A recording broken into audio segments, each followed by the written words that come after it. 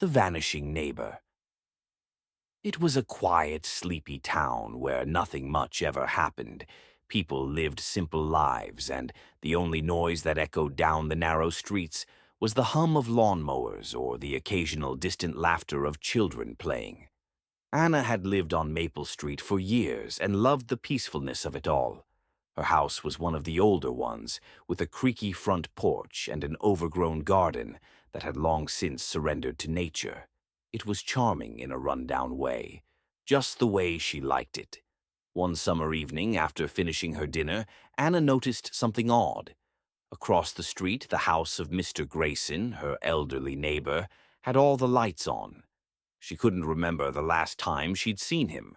It had been days, maybe weeks, since he last made his regular trek to the corner store. Curiosity gnawed at her, but she dismissed it as nothing more than the usual quirks of the old man. Still, the lights remained on, flickering as if someone was walking back and forth through each room. Later that night, Anna was sitting on her porch when she saw something that made her spine tingle. Mr. Grayson's front door slowly creaked open, though she didn't see him standing there. The door lingered, almost inviting her to come closer. She stood, almost against her will, and began walking across the street. Her heart thudded as her steps grew heavier, as though the ground was pulling her toward that dark, unlit house. When she reached the doorstep, her hand hovered over the cold metal doorknob.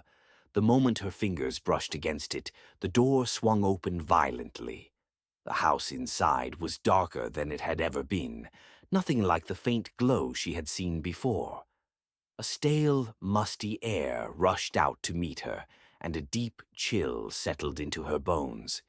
"Mr. Grayson," she called out, her voice trembling, though she wasn't sure why she felt so nervous. No answer.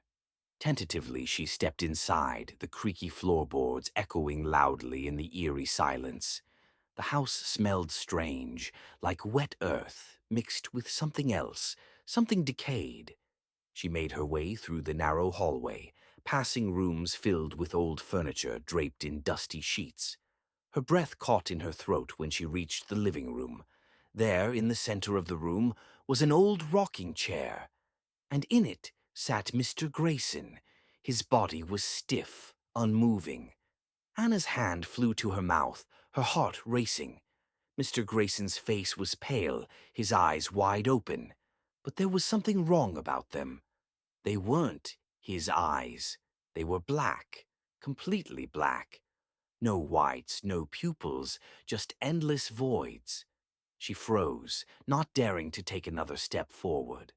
A voice, soft as a whisper, drifted out of the shadows. "You shouldn't have come in, Anna." She spun around, but there was no one behind her. The chair creaked again, but Mr. Grayson didn't move. His black eyes remained fixed on her, and his lips curled into a grotesque smile.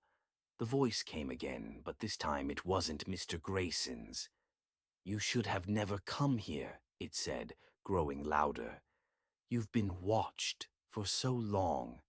Anna's pulse quickened as the air grew colder. The shadows in the room seemed to stretch and twist, reaching for her. Her instincts screamed at her to leave, but her legs felt heavy, like they were glued to the floor.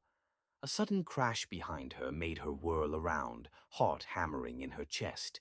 A door that she hadn't noticed before swung wide open, revealing a long, dark hallway.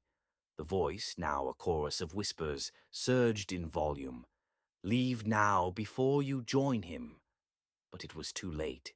The darkness in the hallway consumed everything, and just as the blackness closed in around her, she heard the words one final time, louder than ever.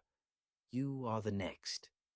The next morning, neighbors reported that Anna's house was eerily quiet. They hadn't seen her leave, and when they went to check on her, they found nothing but an empty, cold home. No sign of struggle, no trace of where she had gone. But across the street, Mr. Grayson's house, the lights were all on, and when one brave neighbor knocked on his door, it swung open with a groan. Empty, but still, the faint rocking of a chair could be heard from within. Anna was never seen again. The only thing that remained was her name, etched into the dust on the front porch, and a quiet whisper in the wind. Next.